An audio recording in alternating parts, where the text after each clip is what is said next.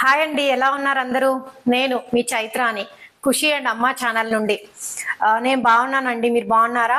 So ఈరోజు ఏం చూపిస్తున్నానా, రీసెంట్గా ఓవెన్ నేను వాడుతున్న ఓవెన్ని చూపించాను. అండ్ డీటెయిల్డ్ వీడియో సెక్షన్లో ఉంది, చూసేసుకోండి. ఎవరైనా ఓవెన్ కొనాలి అనుకుంటుంటే ఓవెన్ గురించి సర్చ్ చేస్తుంటే చాలా యూస్ఫుల్ టిప్స్ ఉంటాయి ఆ వీడియోలో. అండ్ ఇప్పుడు ఏం చూపిస్తున్నా, నేను ఏదైనా guest చేయగలుగుతున్నారా?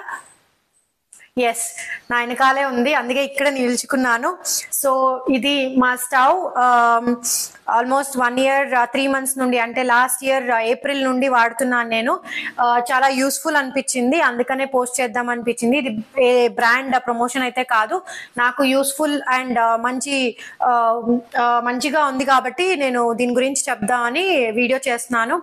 So let's watch video about our stove. So stove గురించి చెప్పాలంటే, ఇది ఎలికా అనే బ్రాండ్ నుండి ఇప్పుడు చాలా చోట్ల ఉన్నాయి ఈ బ్రాండ్ షాప్స్. మీరు అవుట్లెట్ లో వెళ్ళి చూడొచ్చు, ఆర్ అమెజాన్ లో కూడా మీరు మోడల్ సర్చ్ చేసుకోవచ్చు.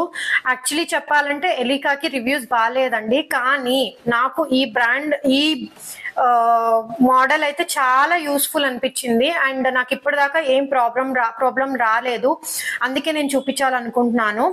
అండ్ ఇది నేను 1 year, అప్పుడే చెప్పినట్టు 1 year 3 months నుండి వాడుతున్నాను. 4 burners మీరు చూడొచ్చు.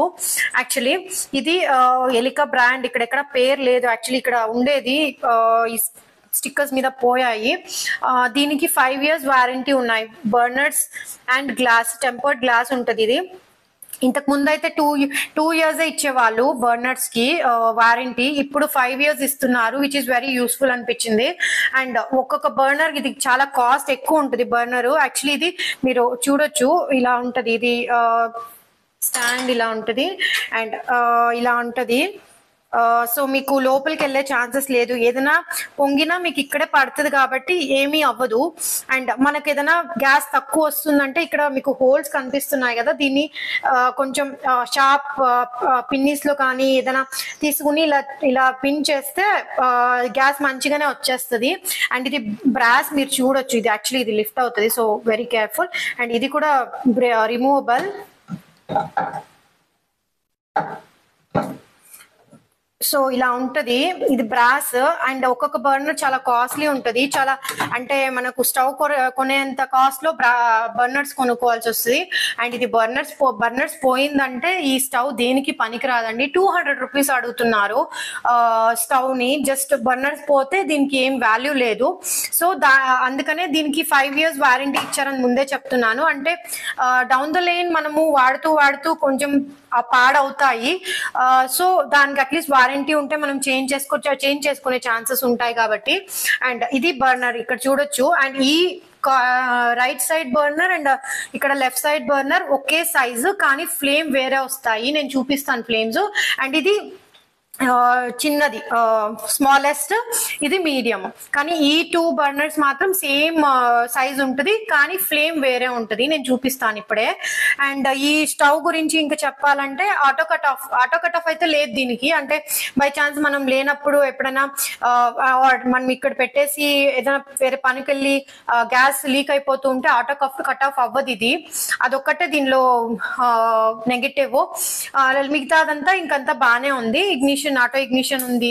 And temper glass. ఇంకా మన ఇండియన్ కుకింగ్ కి మనం బేసిక్ గా తీసుకోవాల్సింది బర్నర్, బ్రాస్ బర్నర్ అన్నమాట. సో అది బాగానే ఉంది.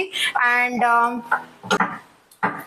సో ఇది క్రౌన్ మోడల్ అంటారు. లైక్ మీరు చూడొచ్చు, ఇక్కడ క్రౌన్ లాగా ఉంటది. సో ఇలా ఫిట్ చేయడమే.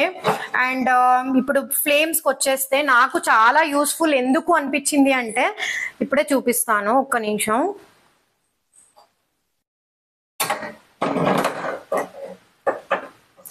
సో నేను ఎక్కువ వాడేది ఈ బర్నర్. యాక్చువల్లీ ఎందుకు అని చెప్తాను. ఇది నేను ఇప్పుడు స్విచ్ ఆన్ చేస్తున్నాను. ఇది హైయెస్ట్ ఫ్లేమ్. సో దీన్ని మినిమం ఎంత చిన్నగా పెట్టుకోవచ్చు అంటే ఇంత పెట్టుకోవచ్చు. ఇది నాకు మార్నింగ్ టైమ్స్ లో చాలా యూస్ఫుల్, ఎందుకంటే పిల్లలు రెడీ అవుతున్నారు అంటే వాళ్ళకి స్నానం చేయించడం, వాళ్ళని రెడీ చేయడం, ఇన్ బిట్వీన్ కుకింగ్ కూడా అవుతూ ఉంటది. కాబట్టి ఇలా పెట్టేసి నేను వెళ్ళిపోతే పాపను రెడీ చేయడానికి ఇది మాడదు. అందుకనే చాలా యూస్ఫుల్ అని చెప్తున్నాను ఈ మోడల్. అండ్ ఇది సిమ్ లో హైయెస్ట్ వస్తుంది, అండ్ తర్వాత ఈ వస్తుంది. అండ్ మనకు మిడిల్ లో వద్దు, ఓన్లీ అవుటర్ మాత్రమే కావాలంటే కూడా ఉంది. మీరు చూడొచ్చు ఇక్కడ అవుటర్ ది ఆఫ్ అయిపోయింది, ఓన్లీ అవుటర్ రింగ్స్ లో మనకు ఫ్లేమ్ వస్తుంది, మిడిల్ ఫ్లేమ్ ఆఫ్ అయిపోయింది. So it's very easy. అంటే మనకి ఇక్కడ ఇలా పెట్టేసి వెళ్ళిపోయినా ఇది మాడదు, ఇంకా గ్యాస్ కూడా వేస్ట్ అవ్వదు. నేను ఫస్ట్ అనుకున్నాను ఓకే ఇక్కడ గ్యాస్ వస్తూ ఉంటుందేమో, ఇక్కడ పెట్టేసి వెళ్ళిపోతే అలా గ్యాస్ వేస్ట్ అవుతుందేమో అని. లేదు, ఇది కట్ ఆఫ్ అయిపోయి ఉంటుంది, ఓన్లీ దీనిలో మాత్రమే ఫ్లేమ్ వస్తూ ఉంటుంది. సో ఈ మోడల్లో ఈ ఫీచర్ మాత్రం నాకు చాలా నచ్చింది.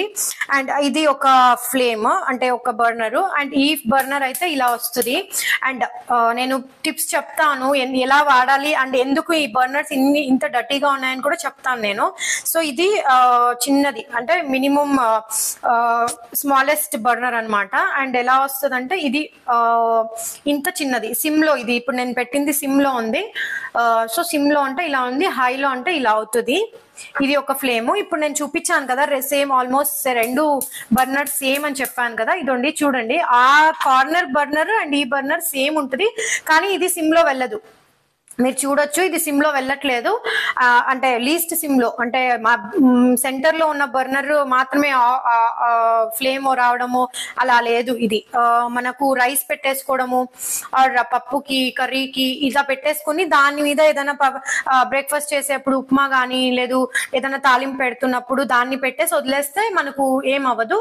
సో ఇది హైయెస్ట్ ఫ్లేమ్ అన్నమాట. అండ్ ఇది లోయెస్ట్ ఫ్లేమ్, ఇది సిమ్ లో ఉంది ఇప్పుడు నేను పెట్టింది. అండ్ ఇంకొకటి బర్నర్, యాక్చువల్లీ ఇది నేను చాలా యూజ్ చెయ్యను, అయినా మీరు చూడొచ్చు చాలా బ్లాక్ గా అయిపోయింది. ఎందుకు బ్లాక్ గా అయింది కూడా నేను చెప్తాను ఇప్పుడే. సో ఆ బర్నర్ అది, అండ్ ఆ బర్నర్ ఇలా ఉంటది. సో ఆ బర్నర్ అయితే ఇది మాక్సిమం లో ఉంది, ఇది సిమ్ లో ఉంది, ఇది మాక్సిమం.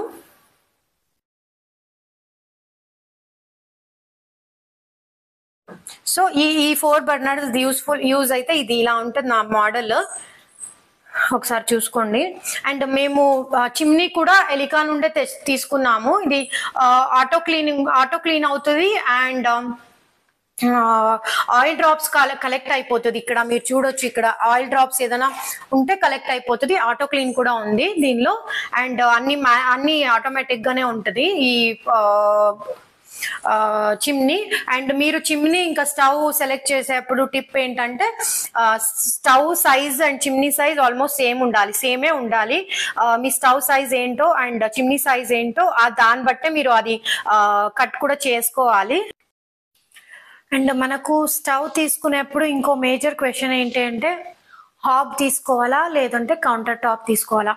హాబ్ అంటే మనకు గ్రానైట్ ఆర్ మనం ఏం కౌంటర్ టాప్ వేసి ఉంటామో దాన్ని కట్ చేసి దాని లోపల పెట్టడం హాబ్ అంటారు. కౌంటర్ టాప్ అంటే ఇప్పుడు నేను పెట్టుకున్నది. ఈ స్టవ్ అయితే బోత్ ఉన్నాయి, కౌంటర్ టాప్ అయినా చేసుకోవచ్చు ఆర్ హాబ్ అయినా చేసుకోవచ్చు. నేను కౌంటర్ టాపే పెట్టుకున్నా, అంటే మన స్లాబ్ అంటారు కదా, స్లాబ్ మీదనే పెట్టుకున్నా. ఎందుకంటే ఇప్పుడైతే ప్రాపర్ మెజర్మెంట్స్ వస్తున్నాయి. ఈ మెజర్మెంట్స్ లో వేరే బ్రాండ్ లో కూడా స్టవ్స్ ఉంటున్నాయి.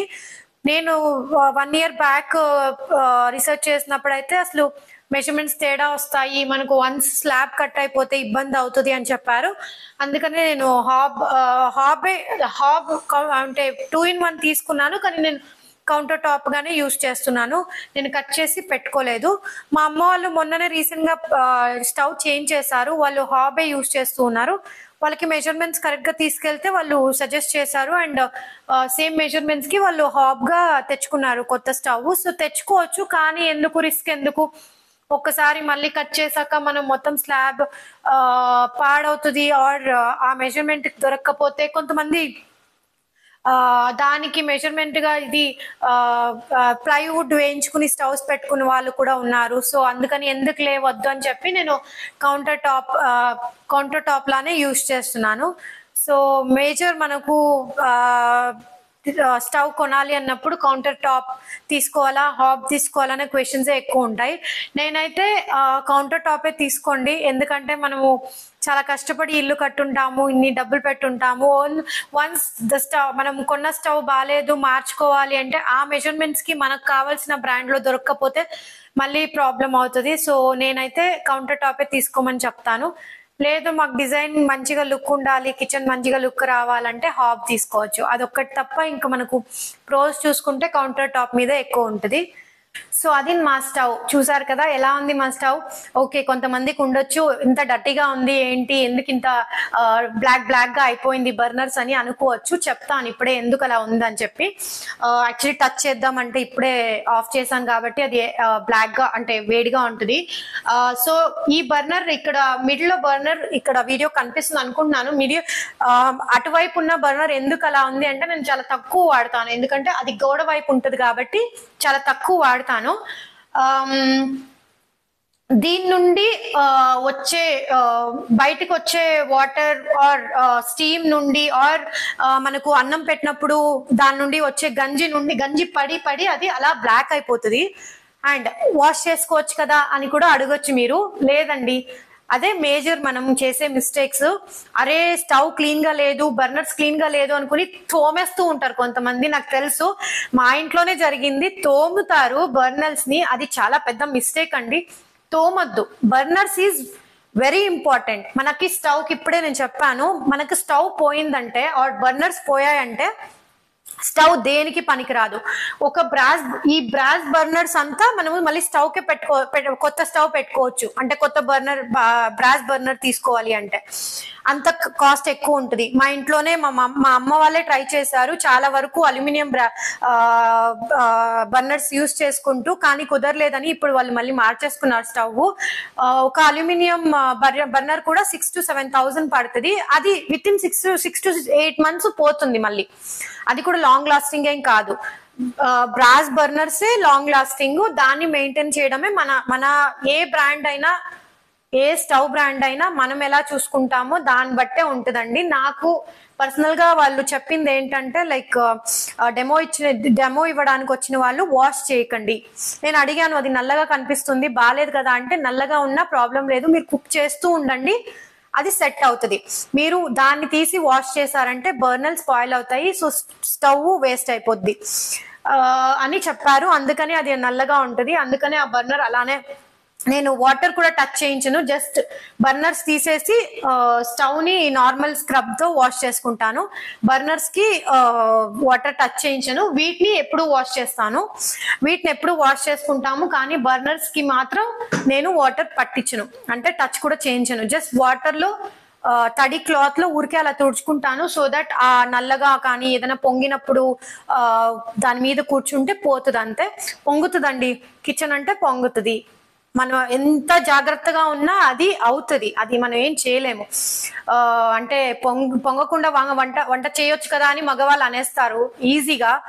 అలా అవ్వదు, కుదరదు. మనం ఇక్కడే ఉన్నా ఒక్కోసారి అది ఎలాగో విత్ ఇన్ సెకండ్స్ లో పొంగుతుంది, ఏం చేయలేము.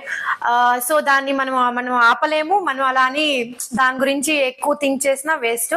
సో దాని బదులు మనం ఏం చేయొచ్చు, అండ్ పొంగిన వెంటనే చేయాల్సింది ఏంటంటే ఆ స్టవ్ ను ఆఫ్ చేసేయండి, ఆ బర్నర్ ని ఆఫ్ చేసేసి వేరే దానికి షిఫ్ట్ చేసుకోండి.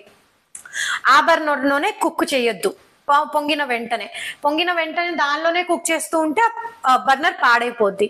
సో వదిలేసి వేరే బర్నర్ లో కుక్ చేసుకుంటే మనకు స్టవ్ అనేది ఎక్కువ రోజులు వస్తుందని చెప్పి అనుకుంటున్నాను.